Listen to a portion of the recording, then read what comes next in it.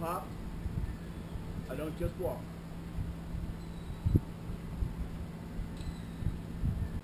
Yo, yo, yo. It's Ed the Dread coming at you. And guess what?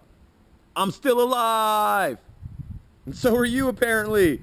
Woo! We made it. All right. Broadcasting straight out of a tree.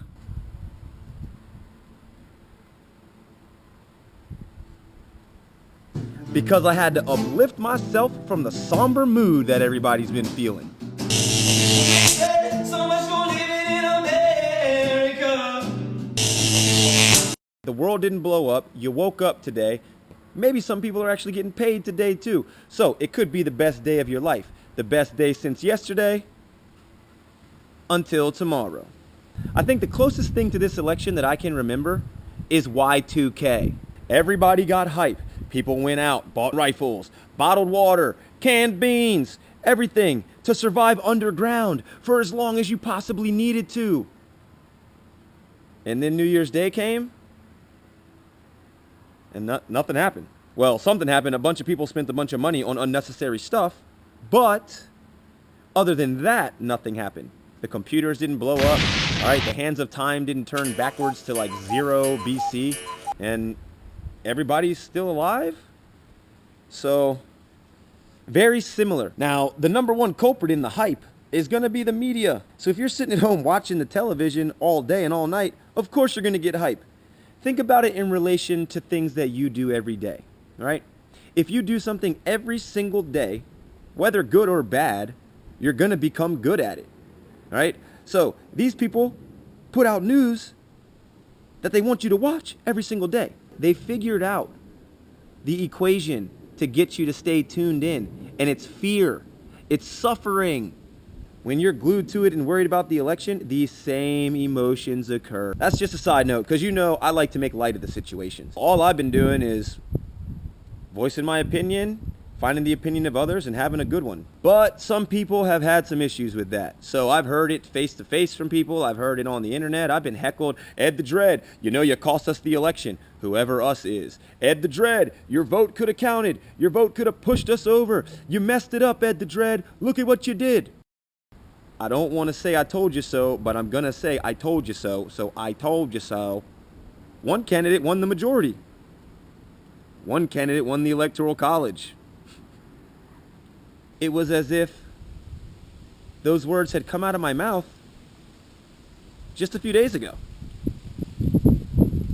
But anyway, we have a new president, a new commander-in-chief, and as of right now, nothing's changed to me. Hopefully everybody can still be friends, all right? Whether your neighbor was waving a Trump flag or a Hillary flag or a Harambe flag, everyone, let's all be friends still. My advice to those of you that got really upset, if you got super upset, almost to the point that you were crying, or that you wanted to yell at someone, or that you didn't want to go to work the next day, or yesterday, or today, what you should do is take that passion and run with it like the mothers in California have done. A lot of legislation and changes happen in that state, progressive change, and the reason being is because people in their communities band together with other people in communities. They then get a whole bunch of people behind an idea and take it to the local legislation. Then they run it on up the flag and it reaches like the higher legislation.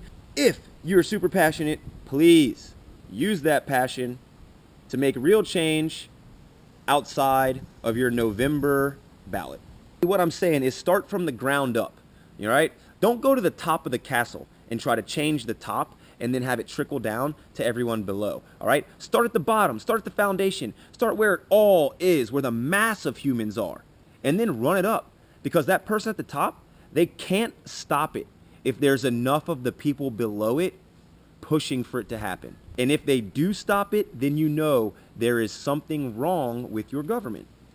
I think the last thing I'm going to say is that if you really want to beat this dude who is now the commander-in-chief, if you despise everything that he stands for, if you don't like him as a person, if you just don't like his face, I don't know, whatever. If you don't like what he's done to Atlantic City, if you don't like what he's done, then be the opposite of him. Take the money that you earn which is now your power, because what you buy, the way that you allocate your funds is your power.